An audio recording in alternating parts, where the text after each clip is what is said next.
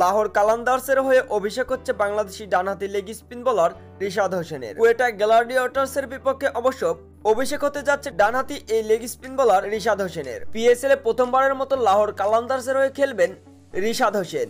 লাহোর কালান্দার্সের প্রথম ম্যাচে যদিও বা একাদশের সুযোগ পায়নি রিশাদ হোসেন। পিএসএল এর নিজেদের প্রথম ম্যাচে অবশ্য ইসলামাবাদ ইউনাইটেডের বিপক্ষে হারতে হয় লাহোর কালান্দার্সকে। তবে সেই ম্যাচের হারের জন্যই অবশ্য এই ম্যাচে রিশাদ হোসেনকে দলে ফিরিয়েছে লাহোর কালান্দার্স এবং কোয়েটা গ্ল্যাডিয়েটর্সের বিপক্ষে একাদশে রয়েছেন রিশাদ হোসেন, যে বিষয়টি নিশ্চিত করেছে লাহোর কালান্দার্স।